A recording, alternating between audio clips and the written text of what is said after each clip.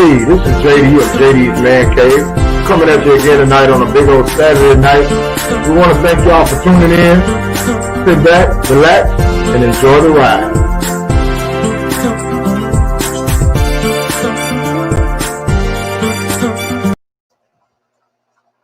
Hey, what's going on, y'all? This is JD of JD's Mancave. Once again, we're back in the studio this week, though. We are still trying to respect the COVID-19 situation, but we're back in the studio where we can work this show a little better. The audio is better, the video is going to be better. And of course, I got my trusted sidekick here, Big Reggio, with me. What's happening, Reggio? How you feeling today, brother? I'm hanging in there. I can't complain. All right, then. That's what's up. But yeah, we had a beautiful day today in Houston. You know, the weather was wonderful. It was, very cooperative. We ended up out at a women's conference today with me and my wife. She was called to come out and preach. And let me tell you something, that little stick of dynamite blew the whole building up. I thought I was going to carry some of the people out there the way she got on today. So we ended up, getting back in time to take care of a little business and being able to get up here to the studio. And here we are, baby.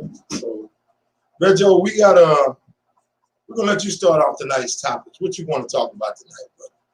Say, man, the topic that's been on the news for the last 2 weeks. And what's that? What's going on with Trump and why he don't want to pass the ball? Hey, man. Trump is like that little kid that got the good ball, but don't nobody pick him. Yeah. He ain't going to let nobody play with his ball, man. He keeping it. Yeah, just to be honest with you, man, I'm one of them cats who's a strong believer in our government. And I hope Trump bucked the system. I'm just being honest with you. I mean, you can call it what you want to, but I'm just being honest. In my heart of hearts, I hope Trump bucked the system. Well, you ain't by yourself. Yeah, I mean, just for sheer entertainment value. Because I would love to see them grab him hog time and drag him out the front door. Say, hey, man, look, come pick your stuff up later. Matter of fact, don't even come back with melatonin. You know how the sheriff's come knock on your door? Yeah. I hope they bring that battering ram in there. That's what I'm looking for. And throw some tear gas in there. Leave them out there crying and snotting like they do us when they come for them drug busts and all that.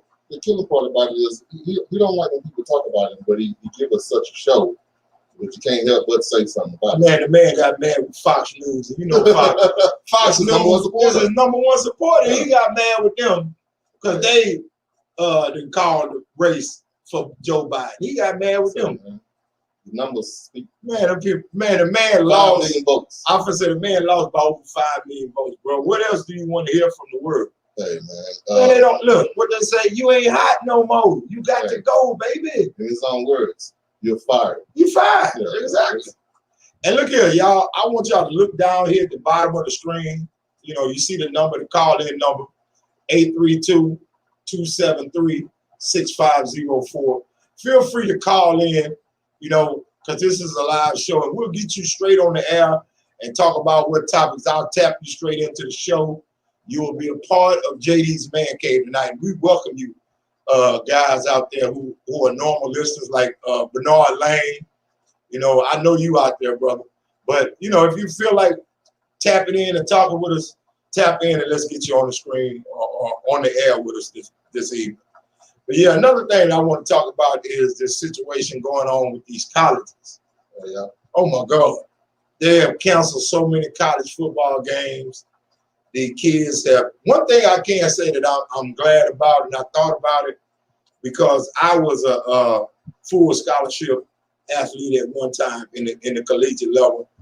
And I was just wondering if, because of COVID-19 and them not having enough students that are scholarship students to play and field in a game, they have had to, forego a few games already this. As a matter of fact, some of the conferences haven't even started any games this year yet. And we're talking about some Pac-12s and Pac-10s and all of those. Those are big-time college programs, you know what I'm saying? And they haven't even started a game, and it's getting down to the point where they'll only have 6 or 7 games, and they're saying that that's not enough to qualify for the college playoff series. Yeah.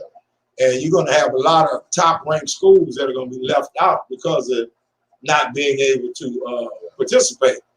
But the thing that I was glad to hear is that they are keeping those athletes on full scholarship this year, despite the fact that they aren't actually fielding any programs. But the thing is, maybe a lot of people don't understand it, but college football makes as much money as the NFL does without having to pay the NFL price tags. Yeah.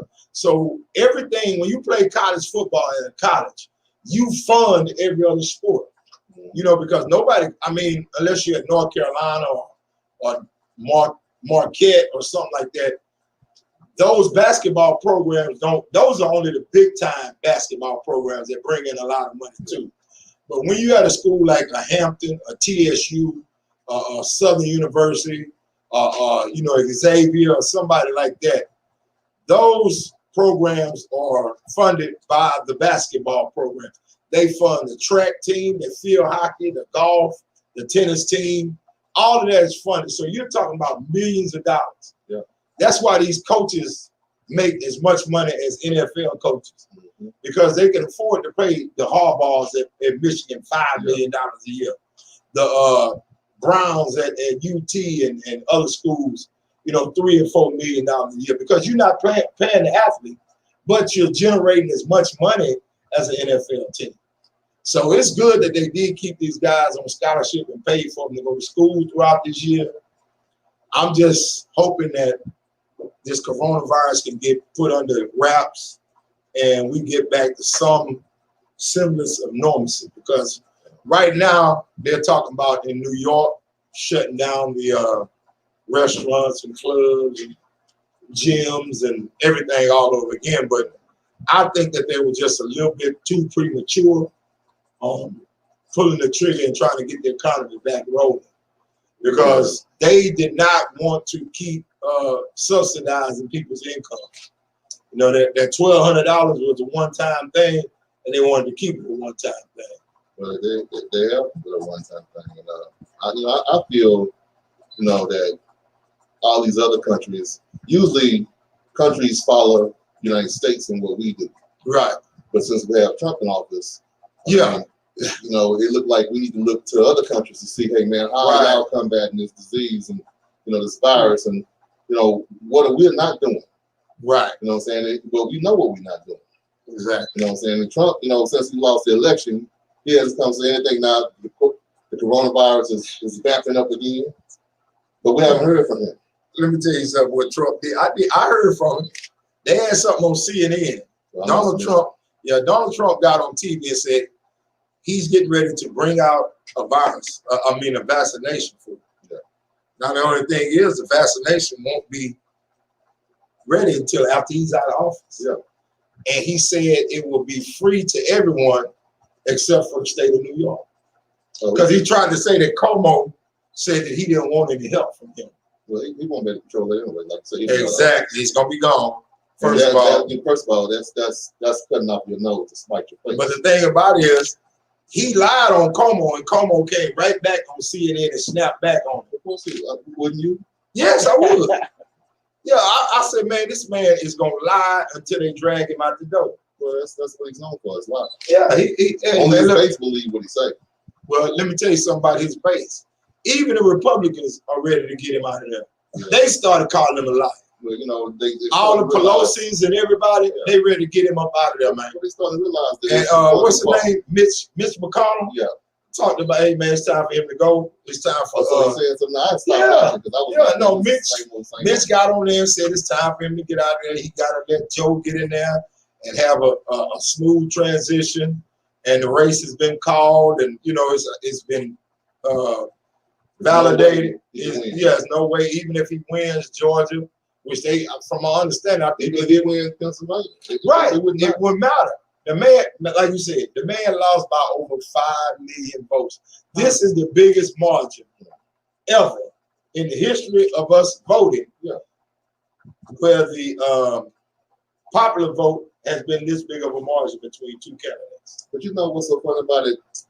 You know, I'm not really into politics The only time I was just so involved is when President Obama first got elected. You know, we was all together when he got elected. You know, Exactly. With his brother house. Exactly. I remember that. You know, that's something I'm always remember.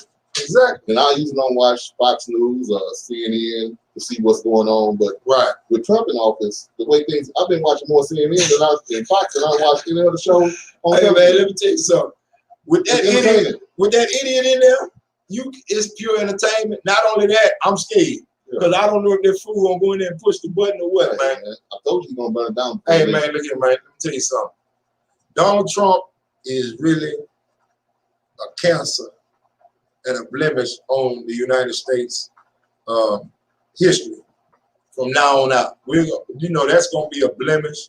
They should put an asterisk beside his name, and when they list them presidents, they go from 44 to 46 or whatever they want to do. But man, we need to forget these past 4 years because it has been a nightmare, and it all culminated in 2020. Yeah, with the let me tell you something. They talked about the fact that Trump said he didn't know that there was a pandemic on the way. Then Joe Biden gets on there and talks about the plan that Obama already had in place for a pandemic, and he listed that there would be a pandemic come in the next couple of years. And Donald Trump's first thing he did when he got in office was dismantle that pandemic board and did not follow any of the blueprint that Obama laid out for him. If he had, we're approaching 300,000, I think, Americans that have died. Mm-hmm. See, the thing that hurts me more than anything is that we look at them numbers, 260, 250 something, 230 something, jumping each time.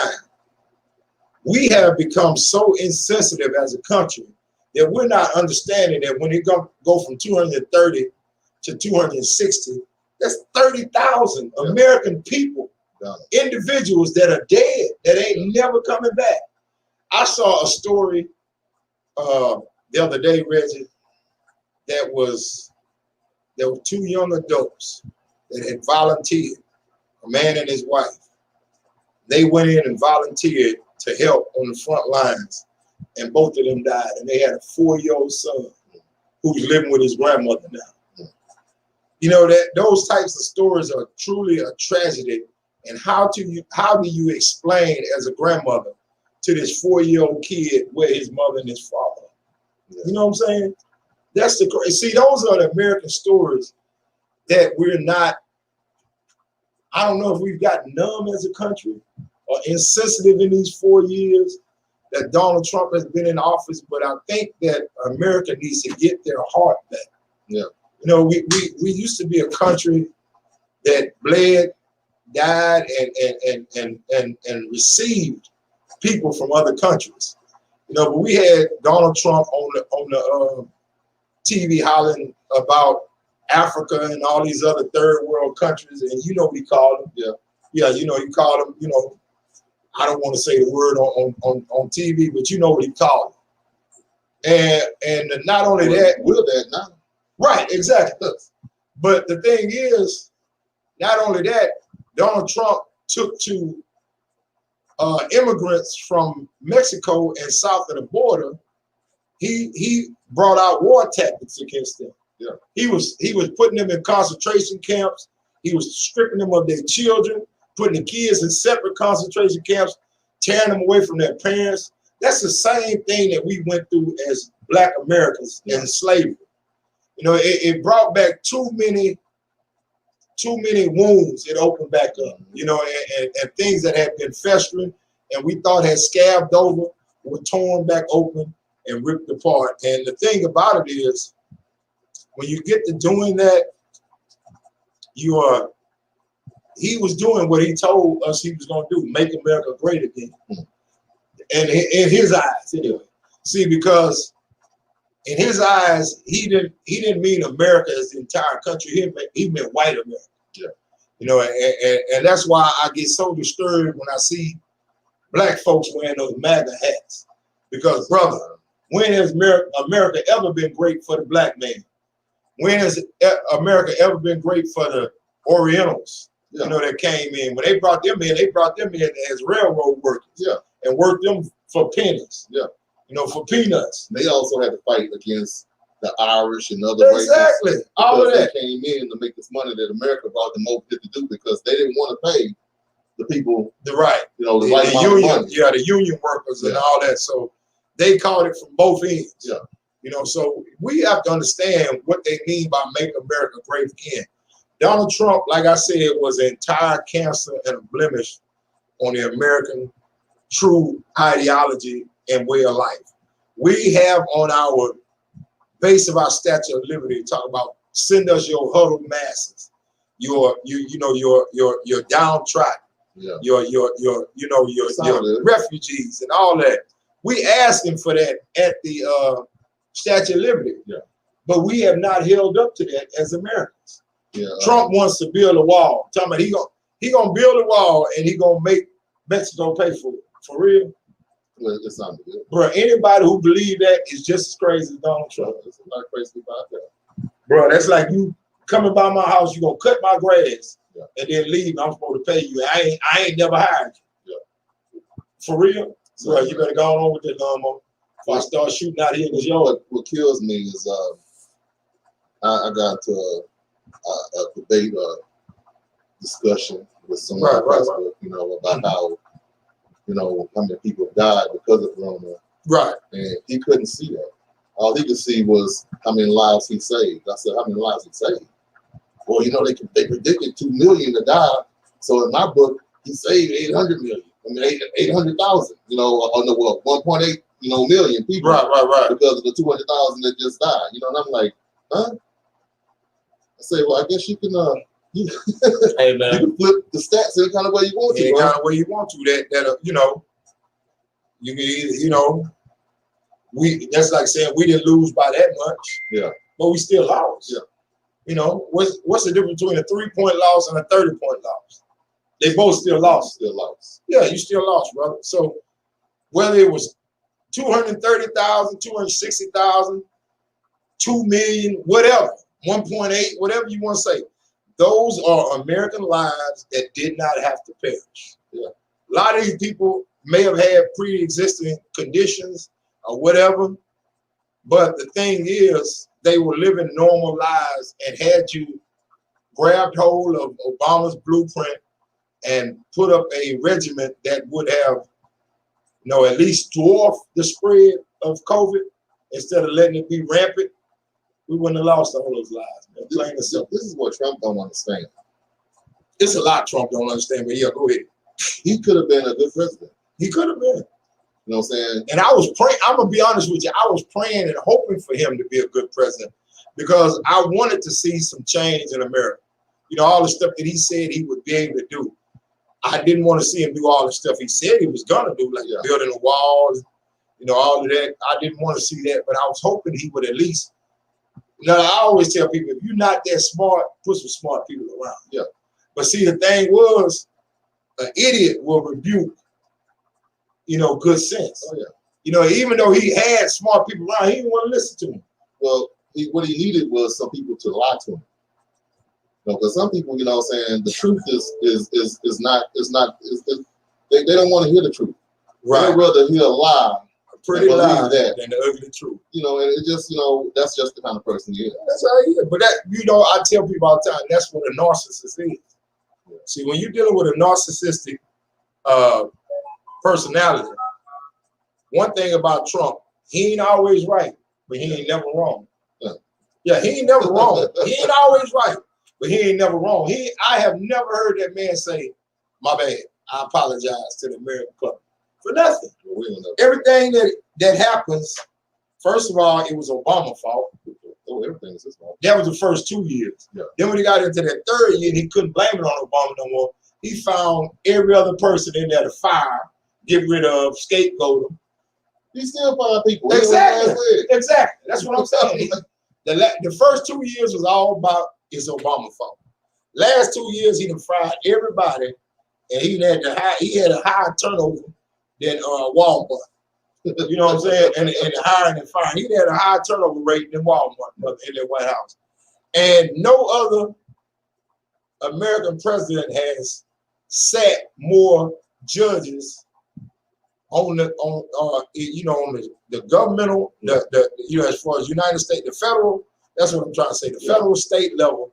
No other president has sat more judges than he had. Well, except for Jimmy Carter.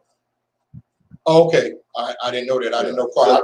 Except for Jimmy Carter. I thought he had surpassed Carter because I did hear about Carter seated a lot. But the thing is, and many of these people that he sat are going to be in office for the rest of their life. Yeah. And see, the thing about that is that's going to leave a Trump stain on the American public for at least the next 40 years or so. Yeah. We can say that much. His foolishness is going to be felt by America at least for the next 40 years. So I really don't think that was fair. You know, they when Obama was going out, he was trying to get somebody, into what is it called? The highest court, Supreme Court. Yeah, he was trying to get someone in the Supreme Court, and they blocked everything. They blocked it. The House and the Senate blocked it. Trump was screaming about, no, wait till the next. Oh man, it was just crazy. But you know who fault that is? That's our fault. Yeah, it is. All the people that didn't get out and vote, and they said their vote didn't matter. Well, see, the thing is, and somebody brought that up, I think last week, that we were talking about. We think that after we get the president in there, that's it. We ain't got to worry about no more. But we got to understand the midterm elections is very important. Yeah. Because the thing about it is you have to sway the House and the Senate to where it can give that president some help. Yeah. You know, we put a Democratic president in there in Obama and had all Republican House and Senate. Yeah. So he had no fight in him. He couldn't fight him.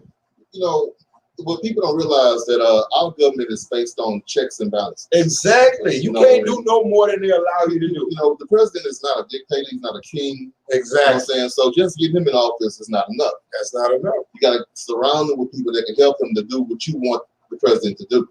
And that are going to support the president's ideology. You see, we get people in there, like I said, you going to get a Democrat in there, but the House and the Senate is mostly Republicans. Yeah. They balance each other out. That's over with. He's not going to be able to do anything. They're not going to be able to do anything. You're really bumping heads on here because if they try to pass something, it goes across the president's desk last. If he don't like it, all he got to do is put veto on. Yeah. And that's it. Now, if he starts something and he try to get in the House or the Senate, it can die on the floor right there. Yeah. So that's where that's why I say we got to get Joe some help. Put it like that, because right now it's pretty 50-50 on the House, on Republicans and Democrats in the House and the Senate.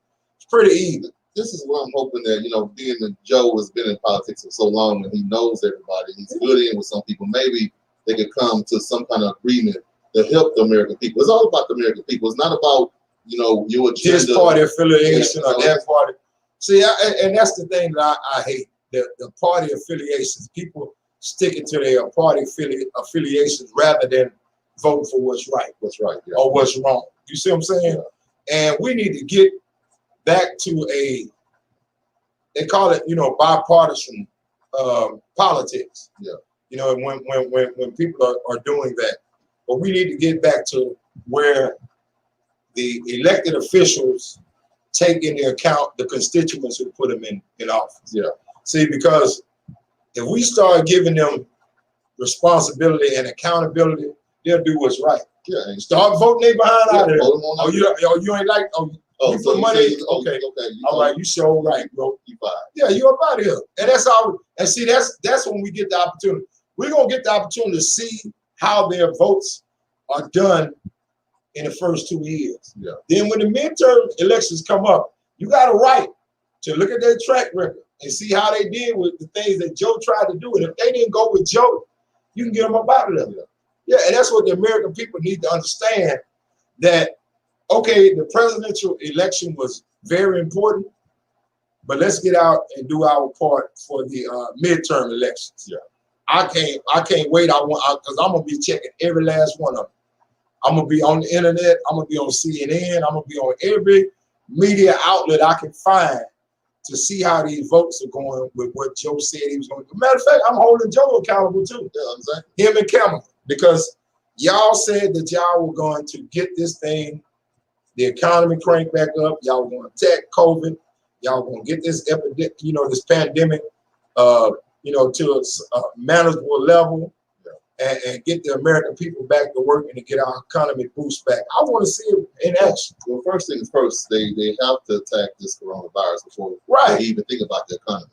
Right. Because if we do what we did the last time, you stop the economy and then you bring everybody back too early because you think the summer is gonna kill it. Science didn't have anything to do. At all. Yeah, when it get too hot. Say, man, I'm like, what? How hot do you think it get? Let me tell you something. This man got on TV and tried to tell people to drink some bleach.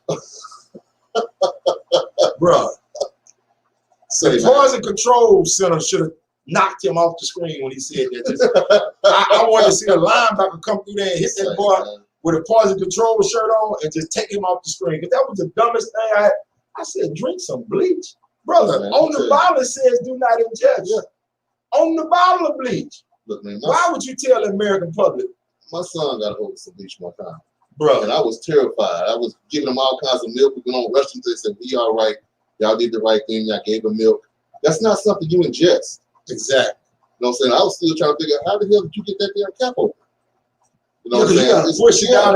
It's childproof, but it wasn't bubble proof. Bubble is a different bubble. Hey man, but bubble learned a valuable lesson. Exactly. what Stewie say? Whatever you learn. So believe me, you don't want nothing to do with no bleach. You don't want no parts of that. He see a bleach bottle, he take off running, and that's cool. We all right with that. Cause it'll be a long time for Bubba got to wash his own clothes. It'll be a while. Yeah. So he don't need to be fooling with no bleach, no how. But my thing is, how can you, as a sane adult, get on TV and tell the American public you should try drinking some bleach and kill the coronavirus? He's a comedian. He's an entertainer. And then after he was told that how much of an idiot he sounded like, I was joking. Yeah. Bro, you didn't crack a smile. Hey, you were serious as all I know. Because he think he's smarter than the smartest people on this planet. Nobody's smarter than him. Well, he won't prove it. Right. You know what I'm saying? He likes saying it. Right. You know what I'm saying? So hey. And everything he does is really, really great. Oh, and he's nobody's done it better. He's done more for the black population than any other president in the United States except for Lincoln. And that's because Lincoln freed the slaves. I said, really, bro? Look, man. You really believe that? So who is Lyndon B. Johnson? Hey man, let me tell you something. Not only that, who is John F. Kennedy? Yeah. Kennedy, all of those. Barack Obama did more. So, he did as much as they allowed him to do for Black Americans. There's people that disagree with you on that. They thought he was just supposed to come in and just take care of only the Black. Hey man, let me tell you something. It was some people that came in and thought when Barack was in there, they was supposed to get the homeboy hook up everywhere they went. Oh yeah. They was all that wall. Hey man, y'all know Barack in office. Boy, if you don't put that on that counter and scan that, what are you talking about? Where you going? That's stealing. Hey man, let me tell you something, man. The level of craziness in the country does not surprise me. We went from one extreme with Barack in there to another extreme with Donald Trump. Yeah. It is like black president and then anti-everybody president. That's what we got stuck with. So there's been no mid-range anywhere in there. I'm hoping that Joe brings back some type of, commonality and brotherhood in our country, and that we will, once again become the America that we say we are. Yeah. What our ideology, land of the free and home of the brave. Well, he got on TV and told the other country saying, man, America's back. That's what Joe said? That's what Joe said. Praise the Lord. And I'm hoping he says his word. Yeah, I hope we are back for real, because I think Joe is the answer. My only problem with the fear of getting Joe in office was he's 78 years old. Yeah. And in 4 years, he's going to be 82. Yeah. And an 82-year-old white man is an old white guy. Yeah.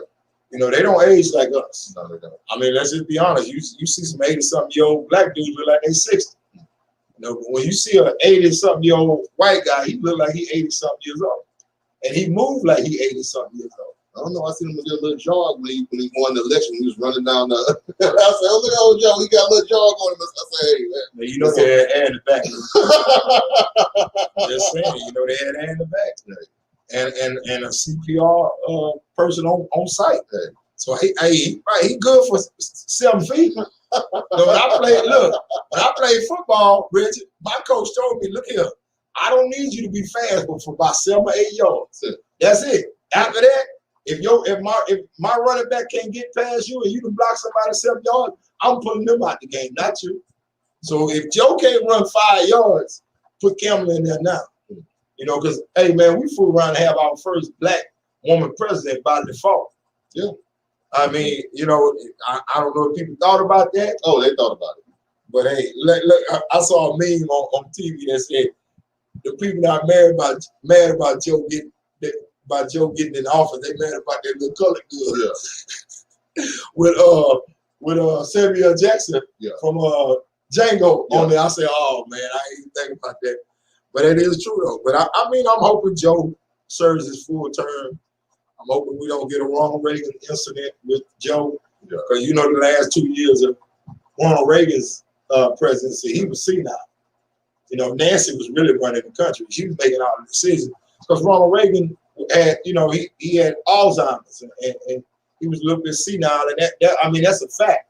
That's on video and you know, it's a medical fact that he was suffering from Alzheimer's disease his last couple of years of presidency.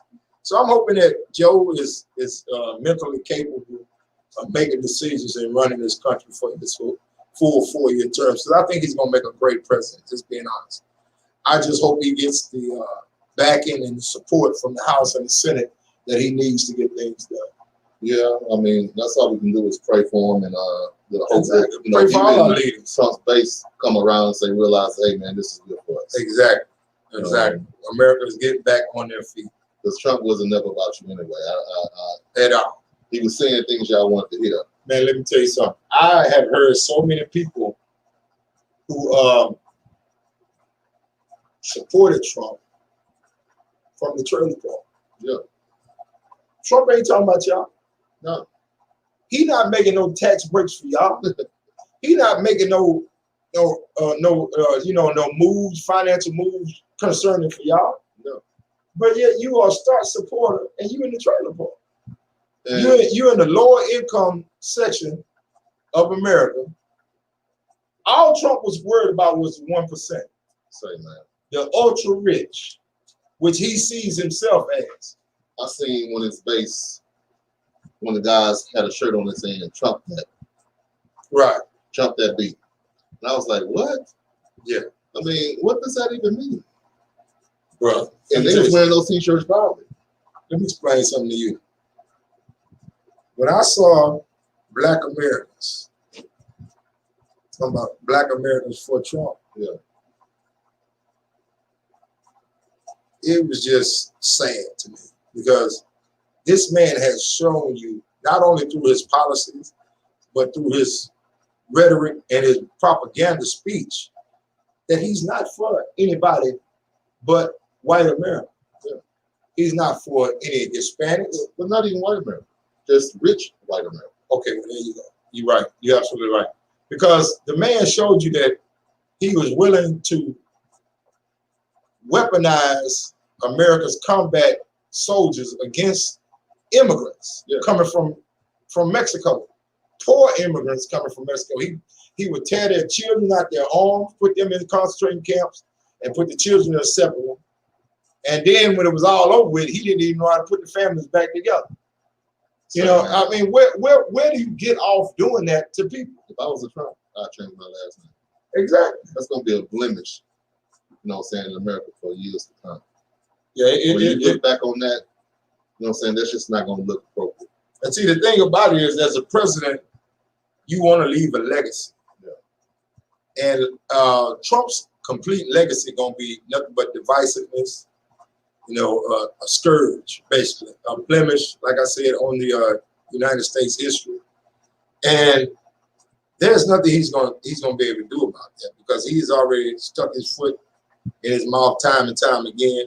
Trump, I know one thing about it. Trump was not on script on any of them speeches they was giving. I'm pretty sure he wasn't. Hey, man, there is what no fool would write that for him? And I was just about to say, what script writer would write that and send him up there in front of that camera?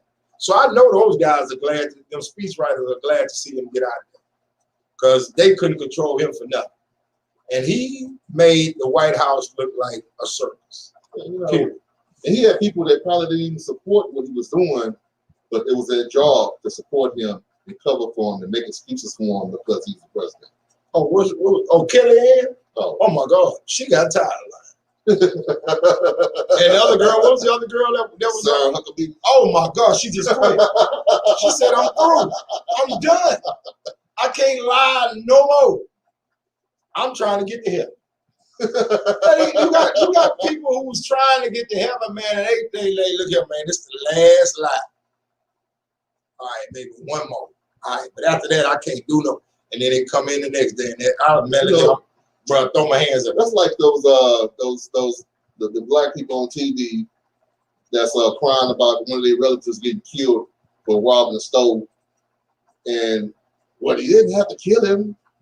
You know what I'm saying? But you still making excuses for him. He was just trying to get some money to buy his kids some school clothes or whatever reason they come up with. You don't see what wrong he was doing. Bro, you said that took me back to one of the worst media coverages I've ever seen. Was a young black kid. He was about 16 years old. I can't remember what city this was in. I know it wasn't Houston. It may have been Houston. I'm not sure. But anyway, the kid was 16 years old. He done broke in this man's house in the middle of the day through his back door. The man through the back kitchen door. Yeah. The man came in, he heard the noise downstairs, came downstairs with his gun like he's supposed to, because you know you're the only one in your house. Yeah. And when he was confronted by the young man, 16 years old, in his kitchen, he shot him. And then the family, they interviewed the family after the man shot the kid, then called the ambulance and the police, trying to save him. Because you don't know, you breaking in my house in the middle of the day. I don't know what your intent. Which he did the right thing. Right, he did. He called the ambulance and the police. But by the time the police and the ambulance got there, the kid was dead. He did what most policemen wouldn't do. Right. Now the thing is, they interviewed. This is a black kid in a white neighborhood. First of all, let's say that.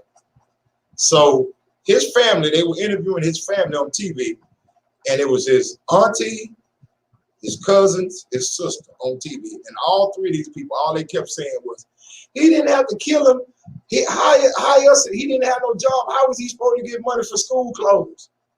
Get a job. What do you mean? At 16, 17 years old, Reggie, I had 2 jobs. I was working, saving my money. I wasn't breaking nobody's house. I wasn't breaking in houses. That is not a good profession to get into, brother. That is not. And for us to think that it's okay for our relative to break in somebody's house and get their stuff, they hard-earned stuff, and go sell it to get money to get school clothes? Yeah. Really? That's the mentality that we have in our black community? We got some problems. But you know that's not why he broke in that man's house. Exactly. Not at all. If he was going to school, we wouldn't have been worried about breaking nobody's house. Exactly. He wouldn't have been worried about breaking in no house if he was a student trying to get some money for school clothes. First of all, you don't have to be breaking in house. There are too many summertime. There are programs in the United States that all they hire is kids during the summer. That's all they're going to hire is youth 16, 17, 18 years old to work during the summer. So you can get in one of them programs, get you a little job. It may not be a $30 an hour job, but it's grown people don't make $30 an hour. You may have to work for minimum wage, $9 an hour, whatever.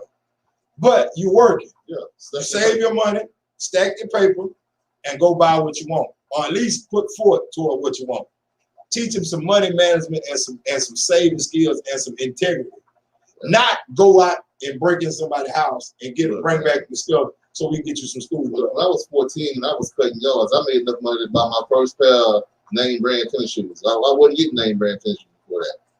Let me tell you, I ain't know nothing about no Nikes. Right. We had Ike's. We had there you go. That's the one I was trying to think of. Boy, we telling our age stadiums, boy. We had what they call them, skips. Yeah.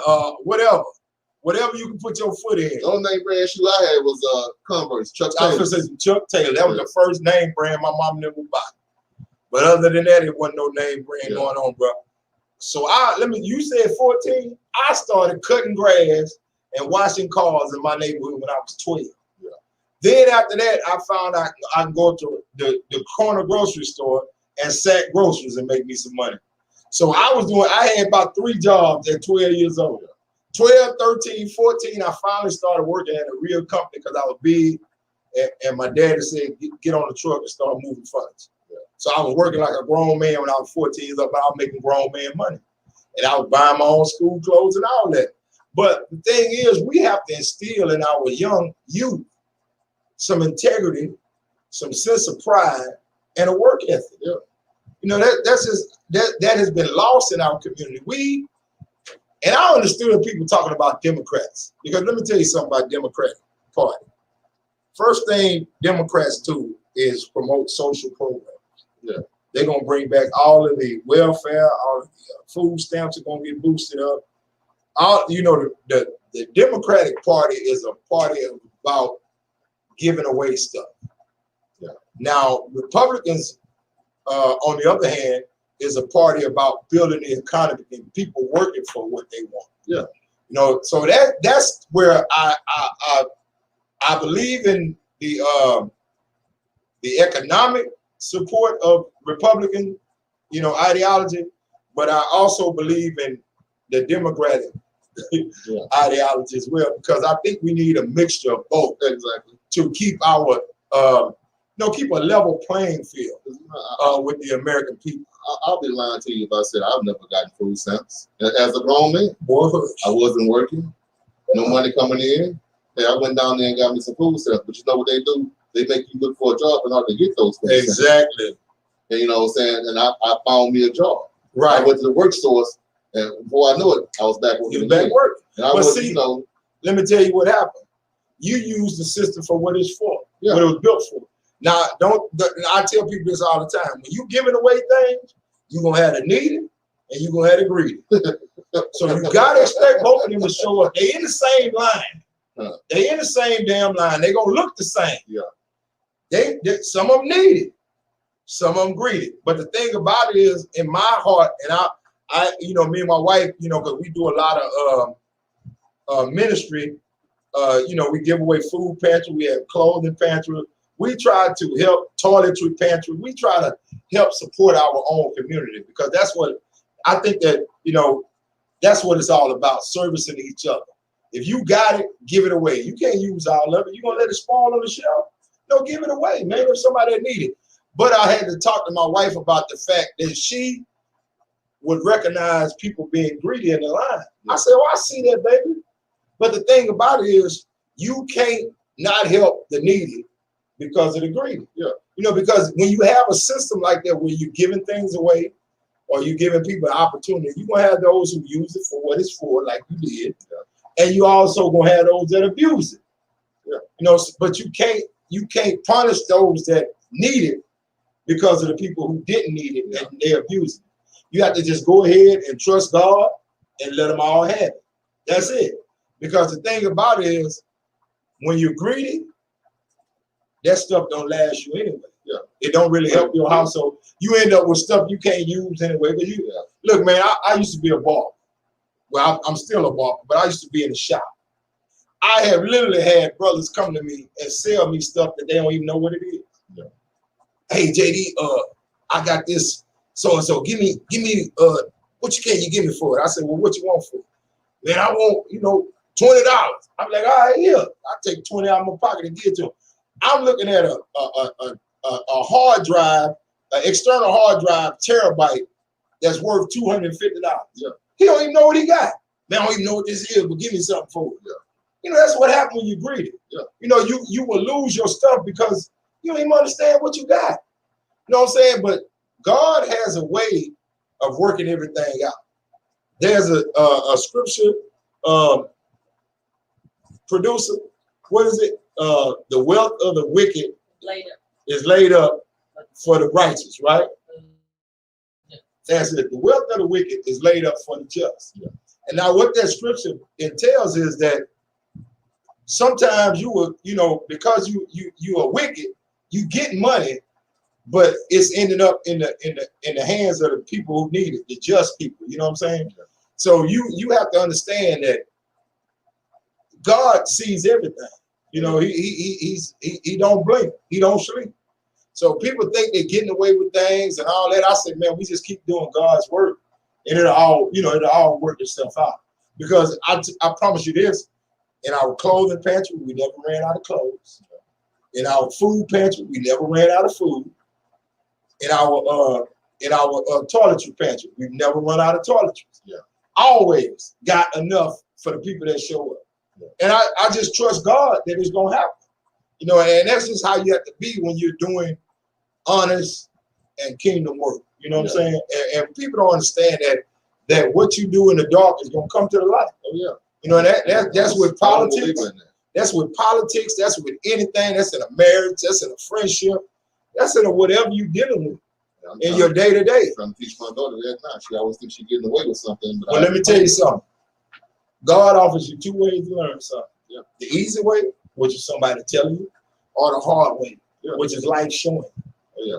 You know, I had to learn that myself. Now I'm 51 years old and they broke me. I'm here to tell you.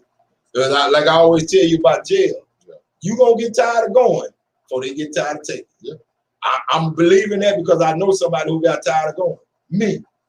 And they never got tired of taking. Every time they picked me up, they took me right on down. So they ain't say, well, no, we ain't going to take you this time. No, not this time. No. And let me tell you something. I went down there one time and I seen a midget down there with a full uniform on, like it was tailor-made. I knew they wouldn't let nobody go. Yeah. So ain't no sense in me out in these streets acting a fool no more. Let me calm down and go home. That's when I became, instead of a hunting dog, I became a lap dog. I go home and they crawl my wife's lap and watch TV with her. Yeah. Now, if somebody come in that house wrong, dog, I turn back into an attack dog. Yeah. I'm going to protect my master. But yeah, that's how it works. But you got to understand, man, that life brings changes, bro. And we look, and the best thing you can do is expect the change and get prepared for the change. Yeah. You see what I'm saying? That's just the way life goes. And you know, here on the Man Cave, we try to attack the issues that are happening in the United States and in our local towns and whatnot. And we do a pretty good job of that, man. I love the banter back and forth with the host. And, you know, I try to come up with topics that we talk about, current events, things of that nature. But this week has been a trying week, and I'm so glad to see it coming to an end. Say again? Okay, we had a comment on Periscope. Right. And it says, with Kamala Harris being in a position that could possibly lead her to being the president, right, would that make the nation seem weak, or how do y'all feel about it? Well, the only problem that I have with the thing is, we have to understand the climate in America has changed, but the global climate hasn't changed. You have a lot of countries where Kamala is not going to be greeted well. You have countries like the Muslim countries. You have a lot of Asian countries where women don't have any rights. They are viewed almost as property by their husbands. And you have to understand that she's going to go in there with a, you know, especially her being a black woman. Yeah. You know, they really going to look at that like, wait a minute, what's going on? You know, but I just hope that the global climate is changing in politics where she's open, you know, welcome with open arms. Because I know one thing about her, she is a very, very intelligent, and you know, she's a good woman to have on Joe Biden's team. And I think she may have been the thing that got Joe over the hump, just to be honest, you know, because there was a lot of black, I don't know if black women know that their voting power is very important to electing a president, but I think that putting Kamala on his ticket is what got Joe over the hump. I don't think without her being on his ticket, he would have beat Trump. Just to be honest with you, that's just my feeling. I agree with you because I feel the same way about President Obama. Right, Joe on his ticket, you know what I'm saying? He would have got exactly. That's what got him over the hump. You're absolutely right. But the thing is, we have to understand that she is going into a global political world where there are a lot of countries that don't view women in power like we do here. Okay, we got a question for Rich. Go ahead.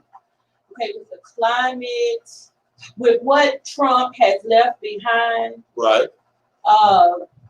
and some people are looking at Biden as a savior. Mm-hmm. What do you think that he could really get done, considering all the damage that Trump has done? Well, you know, in my opinion, it's a long job. He got a long road ahead of him to get. I mean, it's just not gonna happen overnight. It's gonna take some time for him to get this country back. So people were expecting him to just, you know, walk on water. Say, man, only Jesus did that. You know, so you need to be patient and try to support him and help him. You can help him get things back on track by getting out and vote during this midterm and try to get people helping. Hopefully, that won't matter. Like I said, Joe is good with the bipartisan, you know. Yeah, he got a lot of support. He got a lot of support. Maybe, you know, they can get together and they can come up with an agreement that everybody can live with and that'll help America. I'm all about helping American people. That's what I'm about. So, you know, people out there, if you're looking for a savior, Joe's not it. Well, let me chime in on that situation.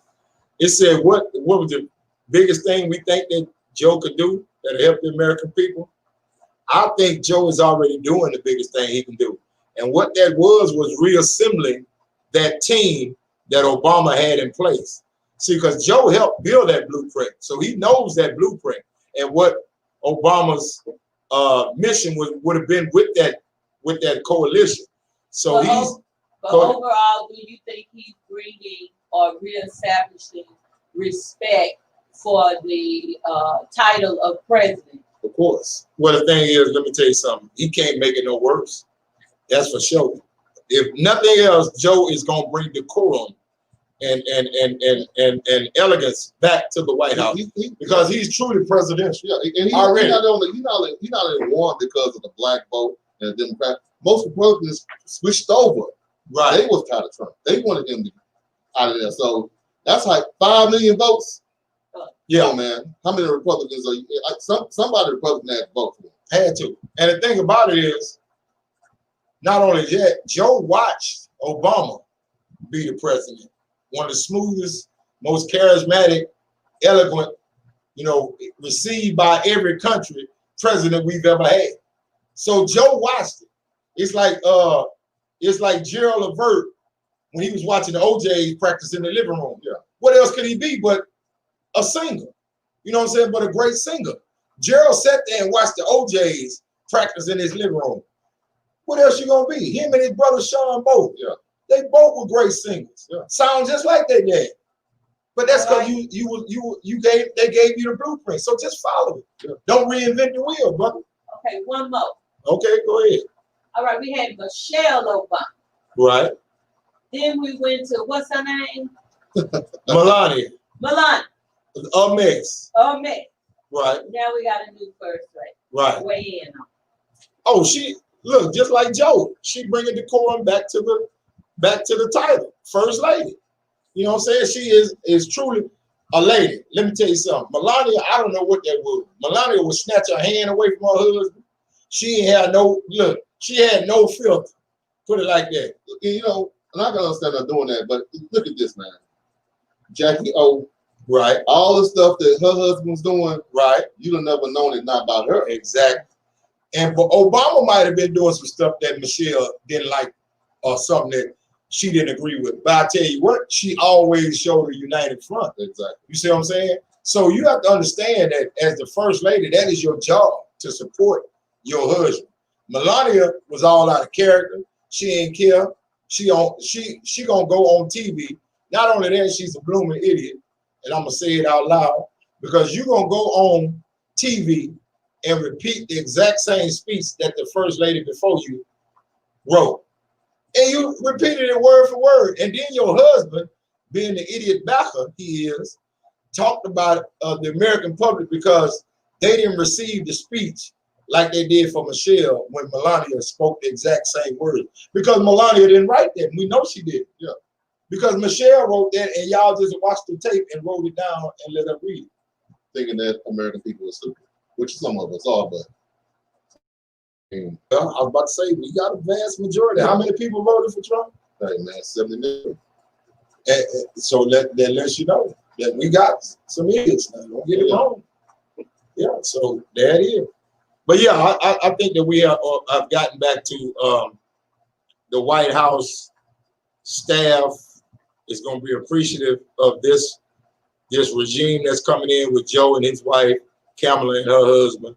And we're just getting back we got to get back to basics. But the biggest thing I think Joe can do right now is attack this coronavirus with the zealous group that Obama had set up and the same blueprint that he had set up for us to attack a pandemic like this. Because I think Obama knew it was coming and he had put things in place to at least water it down and keep it from being as widespread of a wildfire like it is. And hopefully it's not too far gone where we can't get back to, you know, some type of normalcy in the American, you know. Do you think they will use the Secret Service to get Trump out of the way? I think they'll use the army to get him out of there if they have to. Just be honest with you. I mean, they're gonna have to get him out of there because you look here. January 20th, he will no longer be the president, no matter what he do. Yeah, no matter what. So he won't be giving orders. Right. By that time, I suspect he might be indicted in New York by then too. And his family too. Yeah, his whole family, all of them. But Trump is that same cat that falls off the roof and got 2 shingles in his hand when he hit the ground. He's not letting go. Say, man. But let me tell you something. When you hit that ground, all the air come out of you. You let them shingles go. I'm telling you. You seen the video with they got Trump crawling out on the floor, screaming and hollering, talking about he don't want to leave, and Pence is trying to get him out the door. And he got the ball. He won't let the golf ball go. And Pence is saying, "Hey man, there's somebody else. It's somebody else turn with the ball. Get the ball up." Trump won't leave. He's holding onto the wall. Is that on YouTube? Hey man, no, it's on Facebook. Oh, I'm gonna have to watch it. Man, I had my wife play. I said, "Do you see this? But this is exactly what he's doing, whether he know it or not. Right. This is what you're gonna be remembered by. Exactly. You know what I'm saying? Just leave gracefully. But I already told you, there is no grace. He's gonna burn down the house before he leaves. Yeah. So that's just what he's gonna do. Yeah. Hey man, look here. He that kid that takes the ball home, you know, because he didn't get picked. Yeah. And that's just all it is too. But hey, look here. JD's Man Cave has been a great show. I appreciate you, Big Rezo, for coming out with me today, being in the studio. Yeah, I love being in the studio. Yeah, we're gonna get back to some normalcy and be here for the rest of this time. Hopefully I can get some of the other co-hosts on here and we'll see what we can do from this week on. But JD's Man Cave is back in the studio. Yeah. And we back in action, baby. So we'll see y'all next week. Same 7 o'clock. We'll be right here in the studio. JD's Man Cave. Appreciate you. Rejo, go ahead and sign off. All right, again, I'm what JD said. I'm glad to be back here. And we'll see y'all next week. Yes, sir. So this is JD signing off for JD's Man Cave. We'll see you next week. Y'all take care. Have a good week.